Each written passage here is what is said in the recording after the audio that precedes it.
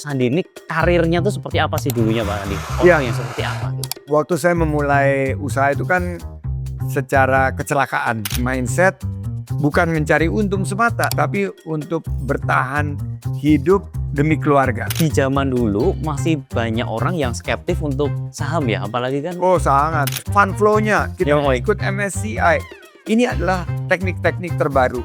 Tapi yang paling tidak berubah adalah fundamentalnya. aku sama teman-teman itu apa kita salah ya? Apa mungkin zamannya udah nggak relevan lagi ya? Terus apa? Jangan khawatir, saya mempertanyakan itu setiap hari juga.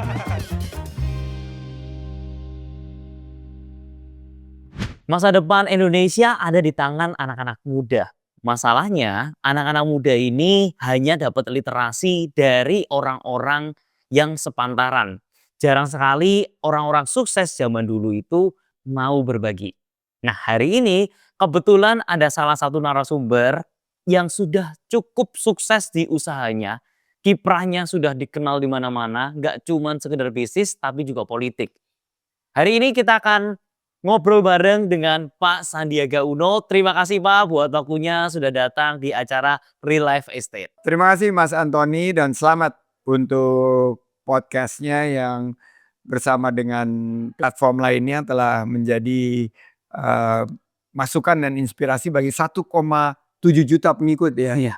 Dan ini Real Life Estate ini saya sangat tertarik untuk berbicara karena kita akan mengupas tentang ekonomi masa depan kita, khususnya peluang untuk anak-anak muda. Nah, pada podcast kali ini kita bakal tanya hal-hal yang belum ditanyakan di podcast lainnya, yaitu adalah rekam jejaknya Pak Sandi sendiri. Gimana Pak Sandi akhirnya bertemu dengan Pak Erwin yang akhirnya membuat Saratoga yang pada waktu itu masih pemula banget di dunia capital market, tapi tiba-tiba bisa bikin perusahaan bareng dengan Pak Erwin. Kemudian kita akan bahas juga tentang ekonomi Indonesia pada saat ini Pak, dan strategi investasinya Pak Sandi sendiri itu seperti apa, sampai pandangan Pak Sandi tentang properti, dan yang terakhir kita akan menjawab tentang Q&A dari teman-teman netizen yang ada di Instagram. Nah, aku mau tanya dulu sebenarnya Pak Sandi ini karirnya tuh seperti apa sih dulunya Pak Sandi? Orang yang seperti apa? Waktu saya memulai usaha itu kan secara kecelakaan karena ada krisis tahun 97-98.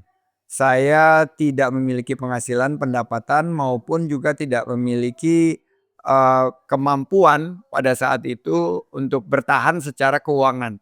Karena krisis yang menimpa ini mengakibatkan saya kehilangan pekerjaan. Tapi justru itulah titik perubahan kuadran di dalam hidup saya, dari kuadran karyawan masuk ke kuadran usahawan. Nah tentunya saya bisa survive pasca PHK ini karena saya waktu itu bisnis untuk survival. Bisnis untuk bertahan. Ya. Kalau tidak akan mendapatkan penghasilan. Jadi bisnis itu akhirnya menjadi sebuah bukan profesi ya Pak, tapi berubah sebagai mindset pada saat itu. Mas Antoni, mindset bukan mencari untung semata, tapi untuk bertahan hidup demi keluarga. Dan seiring waktu ya, saya melihat memang bisnis itu adalah sebuah pilihan di dalam kehidupan yang mampu untuk menciptakan peluang usaha dan lapangan kerja. Jadi saya waktu itu menciptakan lapangan kerja buat diri saya sendiri dengan menjadi usahawan. Pada saat saya mencari kerja, saya tidak bisa dapat kerjaan. Tapi pada saat saya memulai usaha, saya justru menciptakan banyak lapangan pekerjaan untuk teman-teman saya, untuk para karyawan lainnya pada saat krisis. Dan dunia bisnis ini yang saya lihat ternyata cara yang paling nyata untuk menggerakkan ekonomi. Karena saya pernah di pemerintahan juga, bahwa pemerintahan itu hanya bisa menciptakan kebijakan-kebijakan, tapi yang akan menjalankan itu para usahawan. Jadi itu pengalaman saya memulai usaha dari hanya 3 orang karyawan. Setelah hampir 30 tahun, sekarang kita sudah memiliki 30.000 karyawan di seluruh Indonesia. Dan kami sekarang sudah memikir beyond profitability, tapi kita sekarang menuju ke impact, dampak dan kebermanfaatan kita menjadi saluran berkat bagi masyarakat Indonesia dan menuju bangsa Indonesia maju, Indonesia emas di tahun 2045. Hmm, mantap sekali. Pak Sandi, kalau flashback kembali ke sebelumnya, kalau saya lihat dari profilnya Pak Sandi sendiri, dulu mainnya kan di capital market ya, Pak, ya? Waktu itu kerja sebagai apa sebenarnya, Pak? Saya jadi dulu tuh investment analyst. Jadi Oh. saya tuh sekolahnya itu akuntansi. Oke. Masternya itu S2-nya di finance dan international business. Hmm. Nah, waktu saya mulai pekerjaan di perbankan, saya diarahkan untuk Oh, dulu di perbankan? saya pernah di perbankan, saya diarahkan ke international banking dan juga memfokuskan kepada investasi grup. Nah, disitulah saya mulai belajar pasar modal. Jadi pasar modal ini sesuatu yang saya memang sudah lakukan dari awal sekali.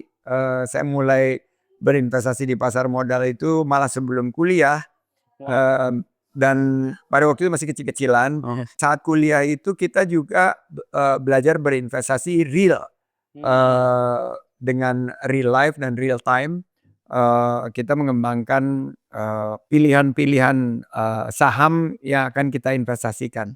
Jadi bagi saya pasar modal itu bagian daripada masa remaja, masa belajar di perkuliahan, dan pada saat sudah mulai kerja sampai saat saya menjadi pengusaha.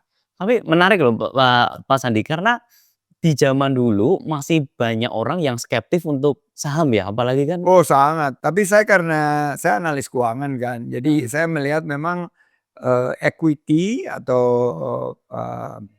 ekuitas pasar modal ini adalah cara terbaik dan menjadi sebuah refleksi daripada ekonomi bangsa. Oh. Jadi kalau kita lihat di tahun 87 saat saya sekolah pertama kali di luar negeri itu ada crash, Ya.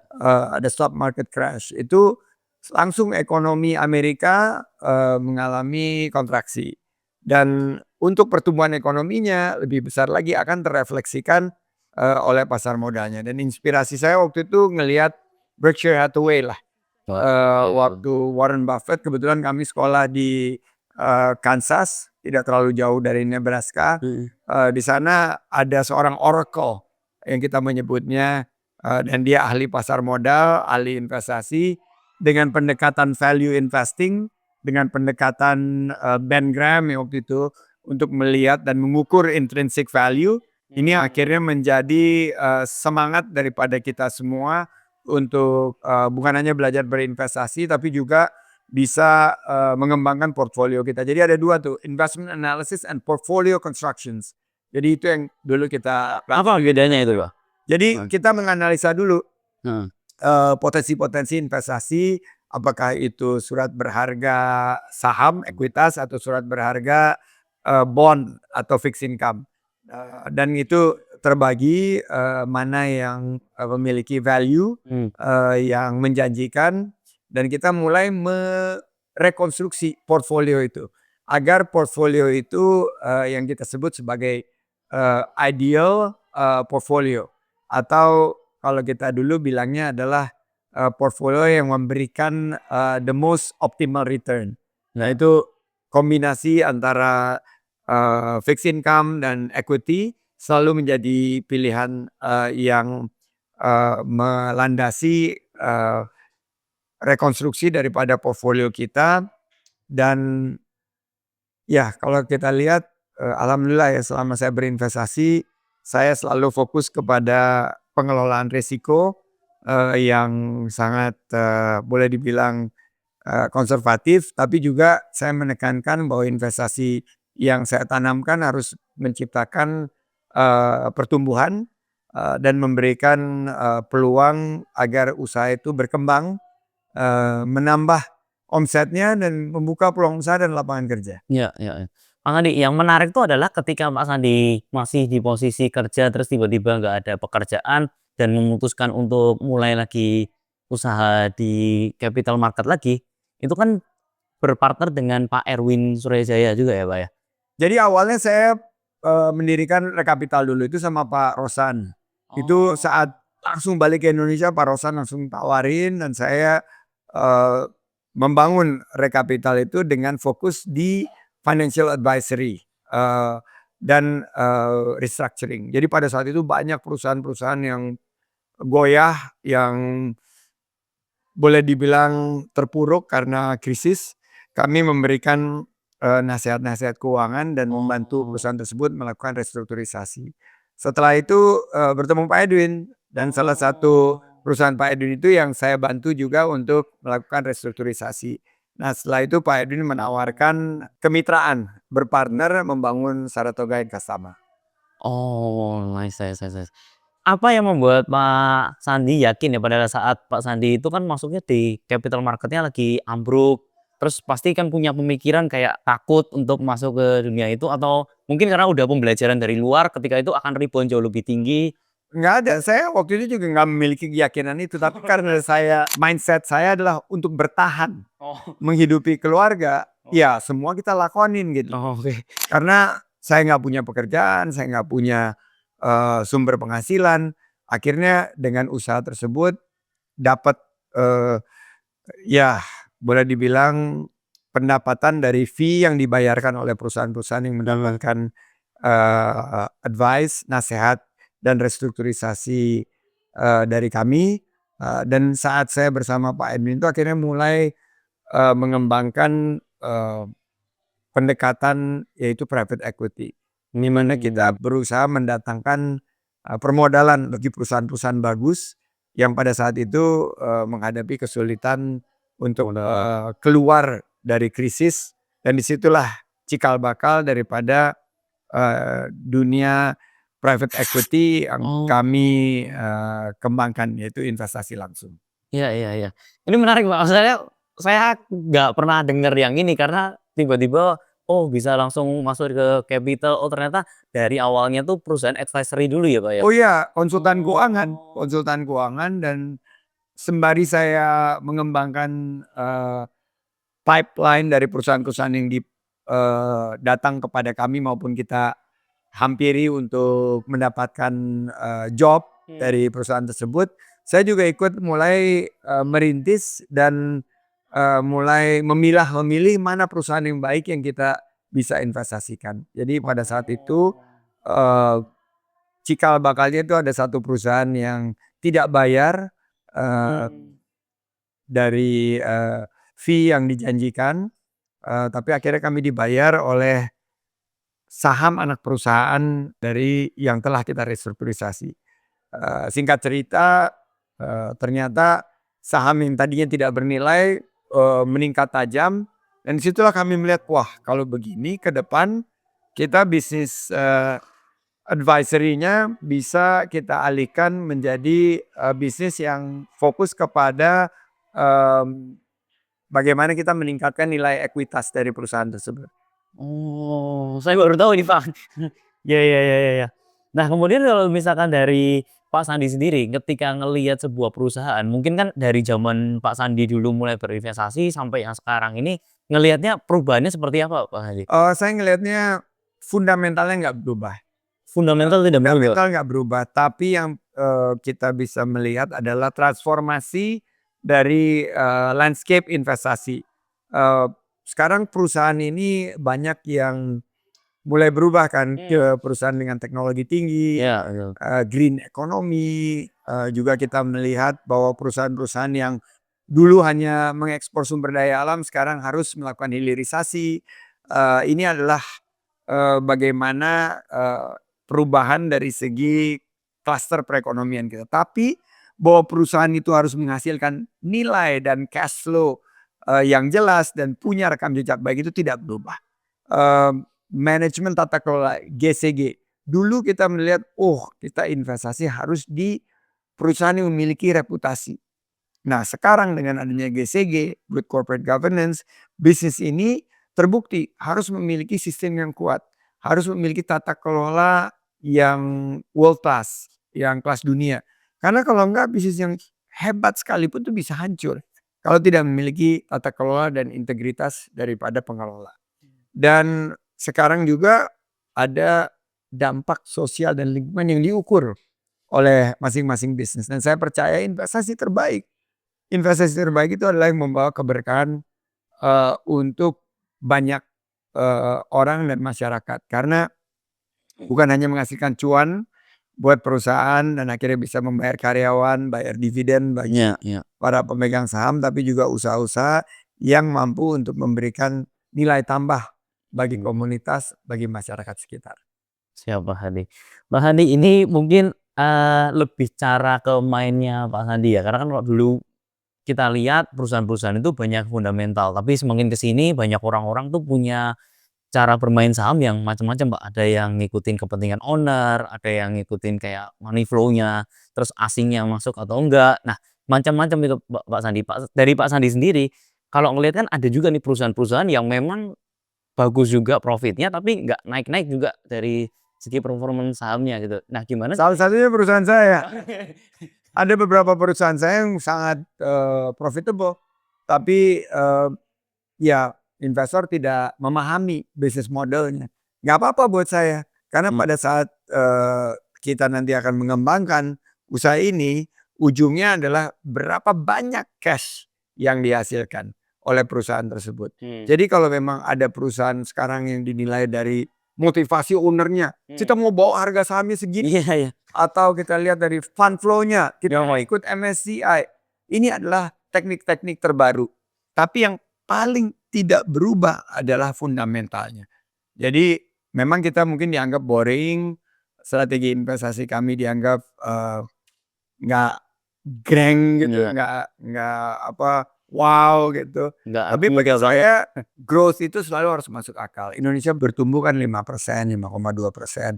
Jika ada akuisisi yang penting, ada nilai tambah yang luar biasa dari sebuah perusahaan, ini akhirnya akan ditunggu, akan dilihat dari konsistensinya dan keberlanjutannya. Sukses itu bukan yang kita bisa raih dengan cepat, tapi bagaimana kita bisa bertahan dan memberikan manfaat secara berkepanjangan. Saya sendiri juga ada investasi saham juga, Pak. Di lain di properti, saya juga ada investasi Wah, saham. keren keren. Yang susah itu adalah ketika kita membeli saham-saham yang fundamentalnya bagus, sekarang ngikutin di situ, tapi ngelihat yang naik itu bukan yang fundamental, Pak. Yang naik itu adalah saham-saham yang ada mengikuti owner-nya, terus ada kepentingan MSCI. Nah, ini yang kadang-kadang membuat, aku sama teman-teman itu, apa kita salah ya? Apa mungkin zamannya udah nggak relevan lagi ya? Terus apa Jangan khawatir, saya mempertanyakan itu setiap hari juga. Tapi menurut saya ini adalah sebuah fenomena dan ya kita harus terima Nah, bahwa ini adalah salah satu eee, cara menghitung valuasi baru, mhm, yang mungkin nggak ada pijakan fundamentalnya.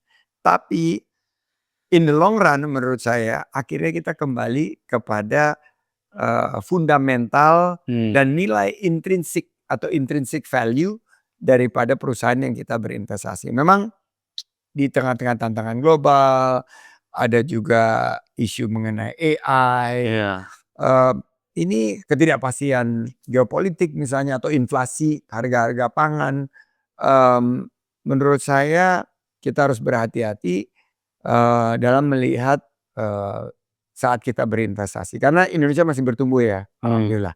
5 sampai 6% mudah-mudahan dan bisa lebih tinggi lagi jika kita melakukan reformasi yang lebih struktural. Tapi kalau kita lihat ekonomi digital misalnya itu tumbuhnya lebih tinggi, mhm, 11 sampai 13%.